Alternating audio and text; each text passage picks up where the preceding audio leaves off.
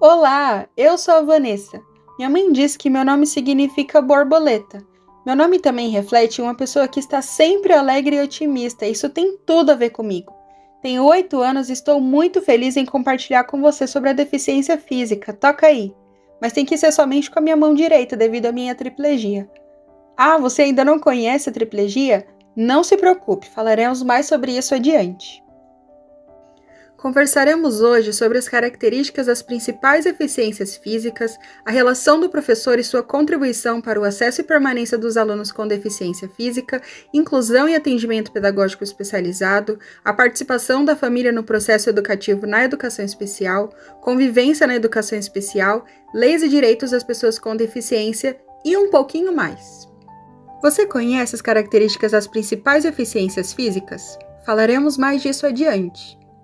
Para começar, quando falamos em deficiência física, é importante colocarmos em evidência as características desses, onde, dependendo do órgão lesionado, poderá afetar, dentre outros, o processamento da escuta, o processamento visual, o processamento da fala, a expressão facial, a atenção, a elaboração de atividades que envolvam a coordenação. Geralmente, em sala de aula, os alunos com deficiência física são reduzidos à deficiência múltipla, que abrange geralmente a deficiência intelectual sem fazer jus a isso, pois são várias as etiologias que congregam a deficiência física, onde, em sua amplitude, podemos encontrar alterações orgânicas que não afetam necessariamente o uso da cognição. Seguiremos com a instrução de 14 de janeiro de 2015. Lá diz que são consideradas pessoas com deficiência física aquelas que apresentam alteração completa ou parcial de um ou mais segmentos do corpo humano, acarretando o comprometimento da função física, apresentando-se sob a forma de paraplegia.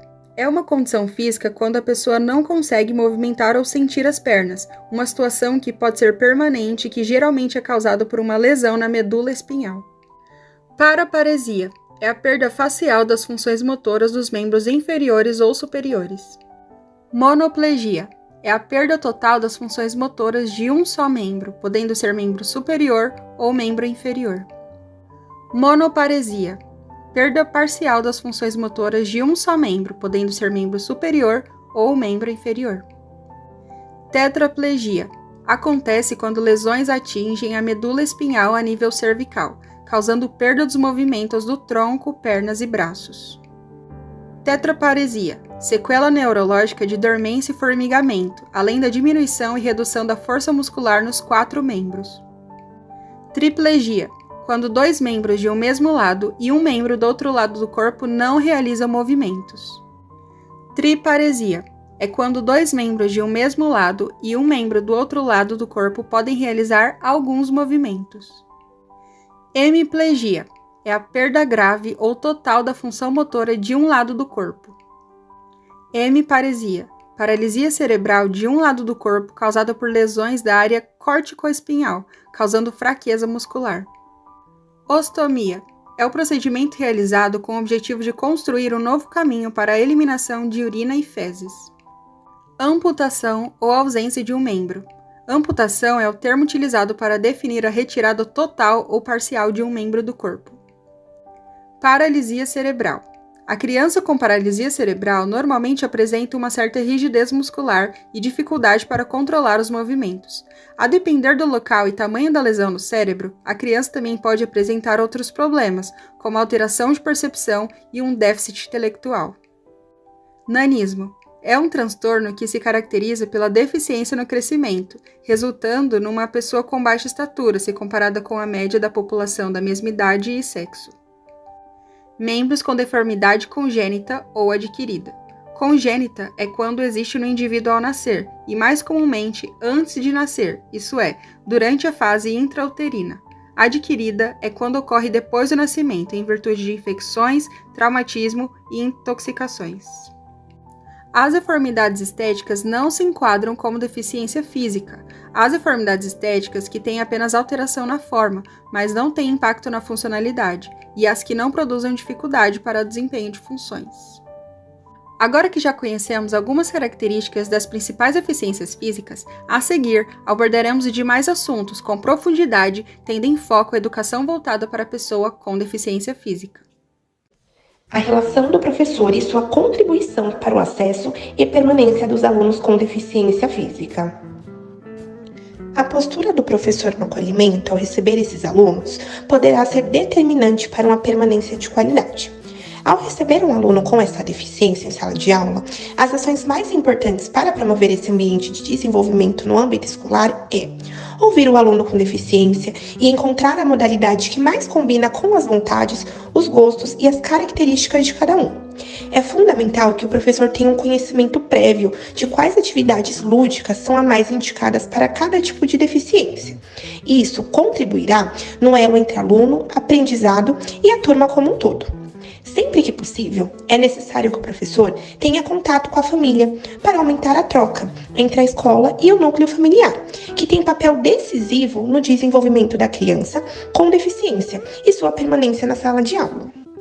Para promover condições de acesso curricular ao aluno com deficiência física, deve-se utilizar de recursos que têm como finalidade facilitar o desempenho desses alunos na realização das atividades escolares. Tais recursos são denominados como tecnologia assistiva.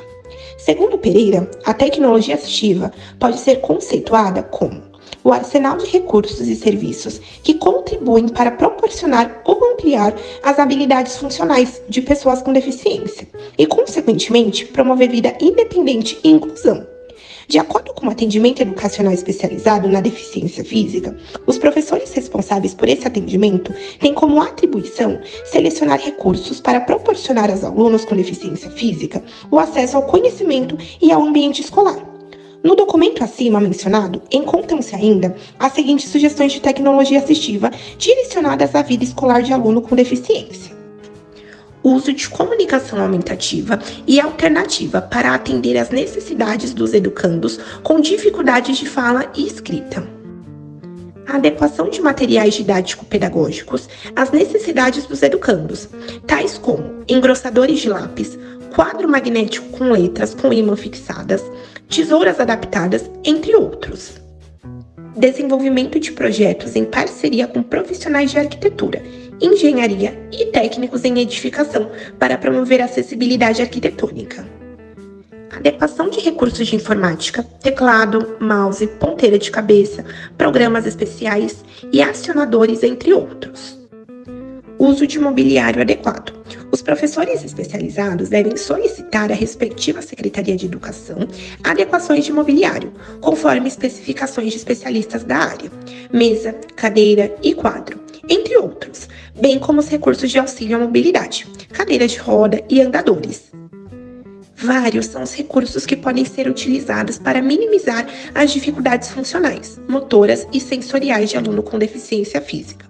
No entanto, não devemos esquecer que todo recurso de tecnologia assistiva deve ser selecionado, projetado, confeccionado ou adaptado para cada aluno em particular, conforme a dificuldade que ele apresenta. É relevante considerarmos a permanência de qualidade poderá ser atingida com ações individuais dos professores em sala de aula, que acompanham os alunos no processo educativo, para assim efetivação do ato de educar. Sendo assim, os alunos que frequentam a educação especial não são incapazes de participar do ato de aprender, pois se assim os considerássemos, estaríamos reduzindo suas diferentes capacidades humanas.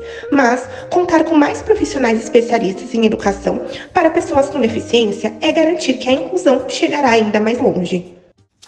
Inclusão e atendimento pedagógico especializado.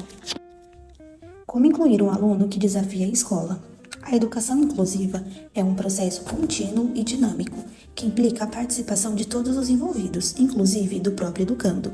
Por isso, é importante, antes de qualquer coisa, garantir sua presença na escola, para que a equipe pedagógica possa conhecê-lo bem e assim buscar e identificar meios de garantir sua inclusão efetiva.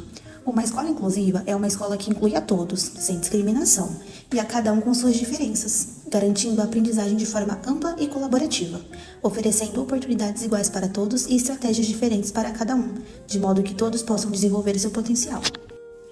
Agora vamos para algumas dicas de como preparar a escola para receber alunos com deficiência física. Dica número 1. Faça as adaptações arquitetônicas necessárias. O estudante, assim como os demais, tem direito de acessar toda a instituição de maneira fácil e segura. Para isso, é indicada a colocação de rampas de acesso para permitir que o aluno transite e chegue à sala de aula, quadra, biblioteca e outros ambientes. Dica número 2. Fique atento às portas, banheiros e móveis. Por vezes, na hora de reformar um espaço para deixá-lo acessível, as pessoas até se lembram das rampas, mas se esquecem das portas. Todos os ambientes escolares devem ter as portas largas que permitam que uma cadeira de rodas passe por elas sem nenhum transtorno. Dica número 3. Treine a equipe. A inclusão de alunos com deficiência física deve ser tema de treinamento, tanto de docentes quanto dos demais profissionais que atuam na instituição de ensino. Por isso, é importante que todos eles recebam um treinamento adequado. Dica número 4. Sinalize. Por falar em deixar a rotina dos alunos com deficiência física mais adequada dentro da escola, é necessário que a instituição de ensino seja corretamente sinalizada. Em suma, o discente precisa encontrar com facilidade, por exemplo, qual banheiro é adaptado para cadeirantes, local da rampa de acesso quando o prédio conta também com escadarias, estacionamento reservado, entre outros. Dica número 5. Garanta que todos possam participar das atividades. Os alunos com deficiência física devem ter acesso fácil a todos os ambientes e também precisam poder participar de tudo. Para isso, é importante que nos eventos escolares eles também tenham como estar ativos e presentes.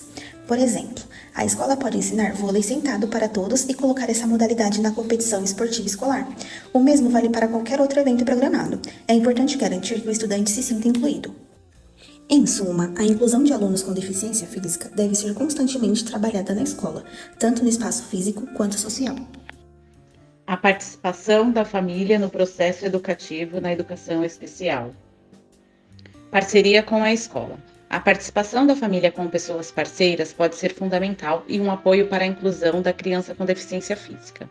Segundo Almeida, 2005, a gravidez é um símbolo de renovação e, com a chegada de uma criança não esperada, causa inconformismo e negação.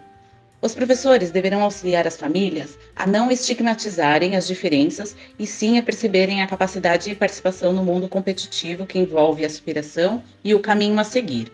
A família é a base para o desenvolvimento e aprendizagem da criança e, certamente, muito poderá contribuir no processo educativo para a incidência e aprendizagem em parceria com a escola. É importante lembrar que a responsabilidade pelo cuidado não deve recair exclusivamente sobre a família. O governo e outras organizações devem trabalhar em conjunto para garantir que sejam atendidas de maneira inclusiva. Infelizmente, muitas vezes, a falta de apoio pode colocar uma carga desproporcional sobre a família, causando estresse, esgotamento e dificuldades financeiras. Por fim, é importante destacar que o papel da família pode variar dependendo das necessidades individuais de cada um. Alguns precisam de mais apoio emocional, enquanto outros podem precisar de mais suporte prático. Isso também pode mudar ao longo do tempo, à medida que a criança com deficiência cresce e se desenvolve. É importante que as famílias permaneçam abertas e flexíveis. Convivência na educação especial. Muitas das vezes a educação especial pode causar incômodo, pois ela aponta caminhos não conhecidos que afetam uma ordem já estruturada e confortável. Assim é comum vermos a exclusão como forma de proteger essa ordem ameaçada, podendo desencadear uma violência simbólica baseada na hierarquia dos bens simbólicos e nos preconceitos, sendo excluídos e considerados inferiores e menosprezados pela sociedade. Para combater essa exclusão e violência simbólica, é necessário esclarecer para essas pessoas como estrutura social que possui opiniões prontas e elaboradas como sendo verdadeiras, é importante que as diferenças sejam compreendidas e respeitadas.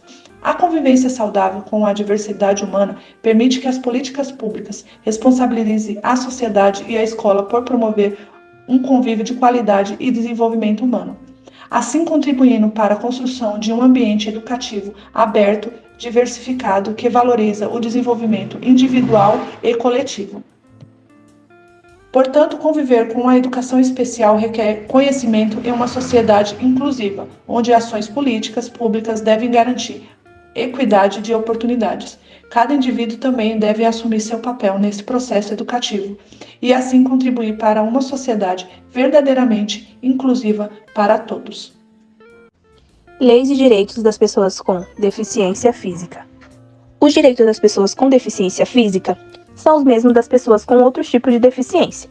Direitos que são garantidos por lei, como reserva de vagas em concursos públicos, reserva de vaga de emprego em empresas privadas, desconto na conta de energia, condições especiais para aposentadoria, direito à aposentadoria por invalidez, Lei número 13.146, de julho de 2015, no que instituiu a Lei Brasileira de Inclusão da Pessoa com Deficiência, Estatuto da Pessoa com Deficiência, Acessibilidade, Ensinos em Libras e Braille, presença de profissional de apoio escolar em condições de igualdade, estão entre as garantias previstas na Lei Brasileira da Inclusão e na Constituição.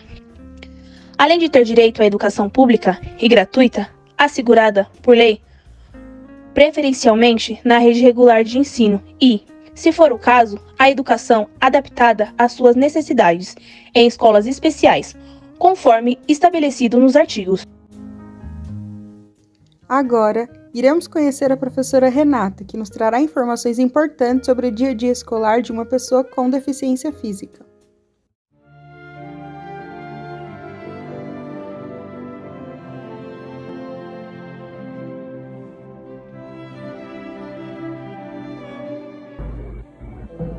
O deficiente físico, primeiro você tem que saber qual é a característica que ele tem, porque a maioria dos alunos que têm deficiência física, ele não precisa de uma adaptação curricular.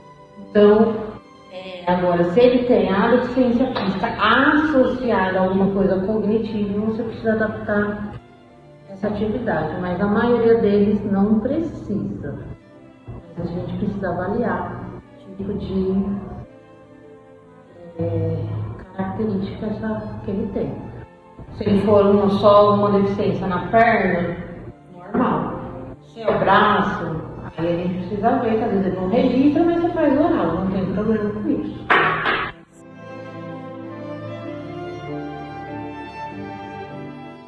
Segue o que a turma está aprendendo. Não tem um currículo específico para a educação especial, porque ele engloba todas as disciplinas, todos os espaços e tempo dentro da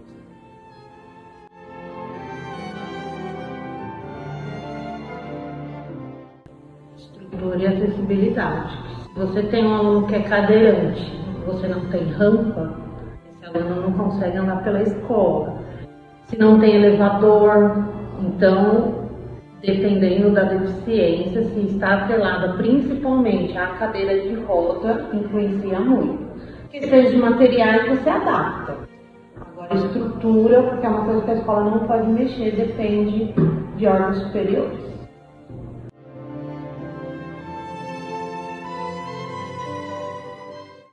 Acho que o primeiro ponto aí é a família aceitar que a criança tem uma deficiência. A partir do momento que ela aceita, muitas coisas se abrem, porque aí a família corre atrás, né, dos direitos, ela corre atrás de tratamento, porque a gente percebe que alunos que a família é estruturada, ele tem um atendimento melhor.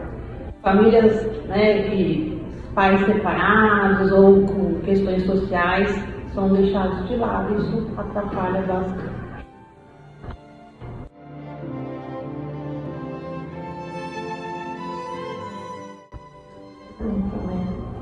Na verdade, eu sempre gostei, mas eu acho que a primeira coisa para trabalhar nessa área é você ter empatia pelo aluno. Você precisa enxergar esse aluno dentro da sala de aula. E a gente vê hoje que muitos são esquecidos, apesar de estar dentro da sala. Então, acho que é o primeiro ponto, você tem que ter empatia e gostar. Aí o resto a gente vai indo atrás e adaptando o que precisa.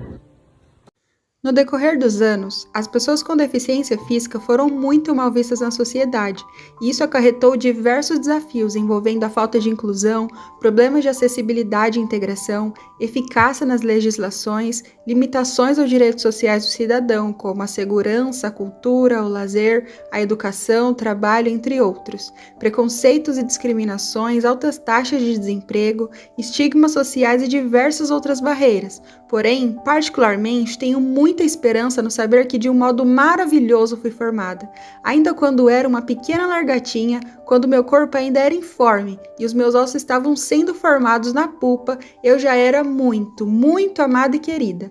Reconheço que com perseverança, otimismo e muita luta, futuramente alcançaremos condições melhores na sociedade para a pessoa com deficiência e superaremos todos os estigmas.